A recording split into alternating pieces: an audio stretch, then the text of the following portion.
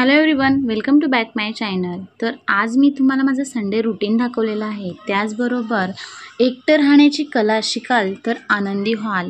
आपण आनंदी कसं राहायचं या काही टिप्स पण तुमच्यासोबत मी शेअर केल्या आहेत. आपलं काय असतं, आपल्याला एखादी व्यक्ती काय बोलली तर आपण नाराज होतो आणि आपला आनंद हा दुसऱ्यावर डिपेंड असतं.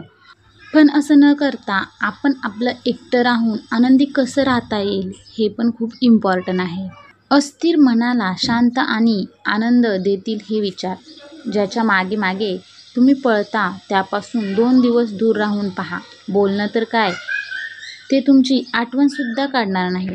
आयुष्यामध्ये सगळ्यात जास्त खुश तेच लोक राहतात ज्यांनी एकटं राहण्याची कला शिकली आहे. ज्या नात्यामध्ये एक दुसऱ्याच्या भावनांचा आदर केला जात नाही, अशा नात्यांना जबरदस्तीने ओढत नेण्याची काहीच गरज नसते. काही लोक तुमच्याबरोबर असताना तुमचेच असल्यासारखे दाखवतात आणि आतून मात्र तुमच्या विरुद्ध असतात. प्रत्येक वेळी अश्रू डोळ्यामध्ये आणू नका आणि मनातील प्रत्येक गोष्ट लोकांना सांगू नका. कारण लोक हातामध्ये मलम नाही तर मीठ घेऊन फिरतात. म्हणून प्रत्येक जखम लोकांना दाखवू नका. आयुष्याबद्दल तक्रारी तर खूप आहेत, पण गप्प यासाठी आहे की आयुष्याने जे आपल्याला दिलं आहे ते बऱ्याच लोकांच्या नशिबात सुद्धा नसतं. लोकांना हे तर समजतं की हा कसा आहे, तो कसा आहे, पण लोक हे विसरून जातात ते स्वतः कसे आहात. जो माणूस रडता रडता रागामध्ये सगळं बोलून टाकतो तो खरा असतो, कारण राग आणि रडणं मनाला खरं बोलायला भाग पाडतं. इतके समजदार बना की कोणाच्याही चुकीला लगेच माफ करा, पण इतके मूर्ख पण बनू नका की एकदा धोका देणाऱ्यावर परत विश्वास ठेवाल. नात्यांच्या चुका वापर कधीच करू नका, कारण नाती तर खूप मिळतील पण चांगले लोक आयुष्यात परत कधीच येत नाहीत. जेव्हा आपल्या जवळच्या व्यक्तीच्या आयुष्यामध्ये आपल्या जागी दुसरं कोणीतरी आलं असेल तर तुम्ही 2 पावलं मागे या. कधीही चांगलं असतं. ज्या माणसावर आपण सर्वात जास्त प्रेम करतो तोच माणूस आपल्याला धोका देतो, कारण त्याला माहीत असतं आपली कमजोरी काय आहे. लोक त्यांच्या जागी बरोबर असतात, फक्त आपणच त्यांना खूप जास्त चांगलं आणि आपलं मानतो. तुम्ही ज्या व्यक्तीची खूप जास्त कदर कराल तो माणूस तुम्हाला सगळ्यात जास्त रडवेल. म्हणून कोणाच्याही जास्त जवळ जाऊ नका. नातं नवीन असेल तेव्हा लोक मस्करीसुद्धा मन तोडत नाहीत मस्करीमध्ये, आणि जेव्हा मन भरतं तेव्हा माणसाच्या रुसण्यावर सुद्धा समजूत काढत नाहीत. अशा माणसांच्या आजारावर काही औषध नाही जो दुसऱ्याची प्रगती पाहून जळतो. प्रत्येकाला वेळ देणे हे वेळेची बेइज्जत आहे.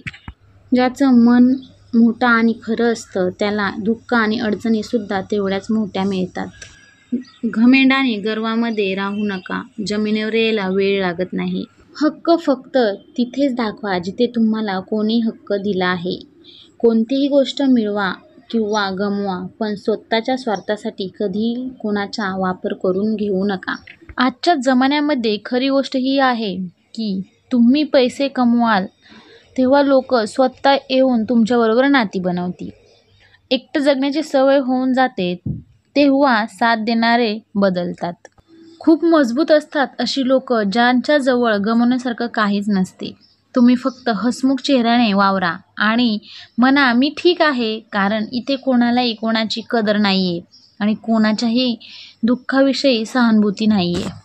आयुष्यात बदलायला कोणालाही आवडत नाही, परंतु लोक वागतात असे की बदलायला भाग पडतात. तर माझ्या मैत्रिणींनो, तुम्हाला या टिप्स कशा वाटल्या? आपला आनंद दुसऱ्यावर अवलंबून ठेवायचा नाही. आपण जेव्हा आनंदी असाल तेव्हा आपण बरेच काही करू शकतो. त्यामुळे जेवढं आपल्याला हसून खेळून राहता येईल तेवढं राहायचं, आनंदी राहायचं, कोणावर डिपेंड नाही राहायचं. तर इथे बघा संडे होता त्यामुळे माझं चिकन करून झालं. जेवण वगैरे तुम्हाला दाखवलेलंच आहे माझं रुटीन. त्यानंतर हे मागच्या संडेला आम्ही गार्डनला गेलो होतो रियाला घेऊन. ते तुमच्यासोबत मी पुढे अटॅच केलेलं आहे.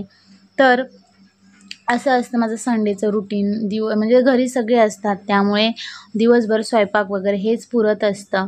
तर चिकन केलं, भाकरी वगैरे केल्या तुम्ही पाहिलाच, आणि पनीरची भाजी पण केली, कारण का माझ्या दिराच्या गळ्यात माळ आहे.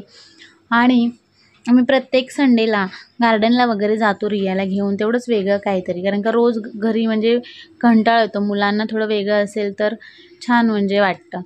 त्यामुळे गार्डनला हिला खेळायला असं घेऊन येतो. तर इथे खूप छान गार्डन आहे. एक दिवस हा स्पेशल गार्डनचा मी व्हिडिओ बनवेल, तुमच्यासोबत शेअर करेल. त्यानंतर संध्याकाळी असं जेवण केलं. इथे बघा फिश घेतलेला आहे, त्यांनी चिकन घेतलेलं आहे.